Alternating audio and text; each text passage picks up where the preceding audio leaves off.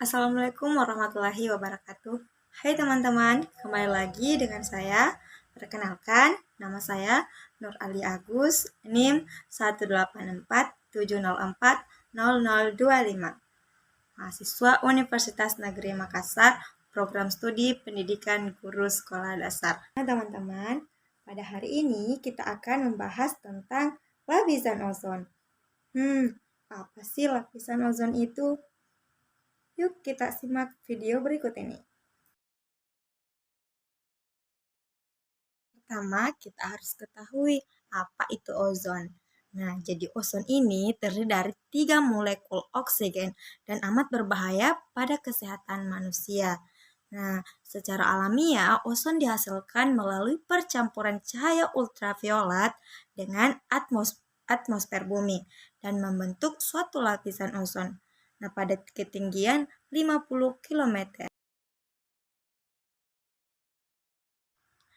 Sedangkan lapisan ozon adalah lapisan di atmosfer pada ketinggian 20-30 km di atas permukaan bumi yang mengandung molekul-molekul ozon. Konsentrasi ozon lapisan ini mencapai 10 ppm dan terbentuk akibat pengaruh sinar ultraviolet matahari terhadap molekul-molekul oksigen. Nah, peristiwa ini telah terjadi sejak berjuta-juta tahun yang lalu, tetapi campuran molekul-molekul nitrogen yang muncul di atmosfer menjaga konsentrasi ozon. Selanjutnya yaitu lapisan stratosfer. Lapisan stratosfer adalah lapisan kedua dari atmosfer bumi, terletak di atas troposfer dan di bawah mesosfer. Ketebalannya sekitar 15-55 km. Nah, di lapisan ini terdapat lapisan ozon yang terbentuk pada ketinggian 20 km.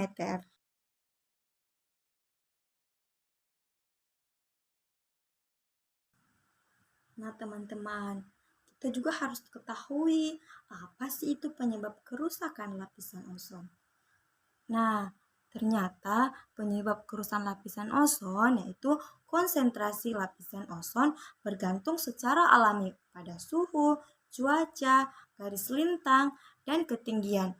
Namun, ilmuwan pada tahun 1970-an menemukan fakta bahwa lapisan ozon semakin menipis. Nah, lapisan ozon paling tipis berada di kutub selatan.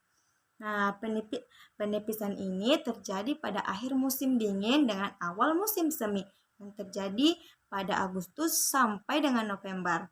Nah, adapun puncak lapisan ozon paling tipis biasanya terjadi pada awal Oktober. Penipisan ozon yang parah disebut dengan lubang ozon. Lubang ozon ini dapat terbentuk dari berbagai faktor. Faktor yang pertama yaitu pembentukan lubang ozon disebut pemanasan global atau global warming. Nah, pemanasan global terjadi karena karbon dioksida yang terbentuk dari gas rumah kaca. Adapun bahan-bahan perusak ozon dan penggunaannya.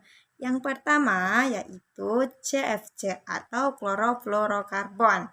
Nah, bahan kimia ini banyak digunakan sebagai bahan pengembang dalam pembuatan busa dan panel insulasi, bahan pendingin dalam berbagai peralatan refrigerasi, serta bahan pendorong dalam tabung spray. Nah, bahan pelarut dan pembersih barang-barang yang kerap menggunakannya adalah lemari es, air conditioner, dan aerosol. Nah, yang kedua yaitu hidroklorofluorokarbon.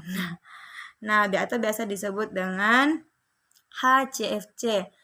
Nah, atau freon penggunaannya sama seperti CFC. Jadi, yang ketiga yaitu halon. Halon ini digunakan sebagai bahan pemadam kebakaran. Nah, yang keempat yaitu karbon tetraklorida digunakan sebagai bahan pelarut, pembersih, bahan pemadam kebakaran, dan refrigerasi. Nah, yang keberapa nih? Selanjutnya yaitu metil kloroform atau penggunaannya sama dengan karbon tetraklorida. Nah, yang terakhir yaitu metilbromida, yaitu digunakan sebagai pestisida bahan fumigasi dalam pergudangan dan karantina pertanian. Nah, itu tadi bahan-bahan perusak ozon.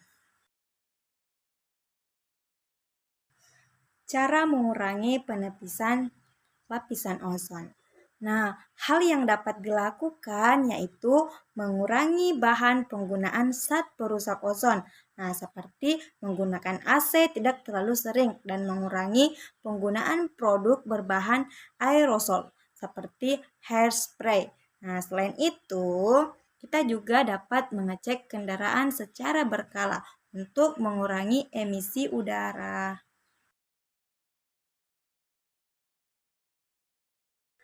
Cara mengurangi penipisan ozon. Nah, yang pertama yaitu mengurangi penggunaan kendaraan pribadi. Nah, emisi yang dihasilkan oleh kendaraan akan membahayakan keberadaan lapisan ozon. Nah, seiring dengan banyaknya jumlah kendaraan. Nah, yang kedua yaitu menggunakan bahan yang bersahabat dengan lingkungan. Jadi, gunakan bahan yang bersahabat aja ya teman-teman. Nah, yang ketiga, melakukan penghijauan. Yang terakhir, mengurangi penggunaan listrik. Jadi buat teman-teman yang sering menggunakan listrik secara berlebihan, ayo mulai sekarang gunakan listrik secukupnya. Nah, teman-teman, itulah tadi pembahasan yang telah saya bahas mengenai lapisan ozon. Semoga bermanfaat untuk kalian. Sampai jumpa lagi teman-teman. See you.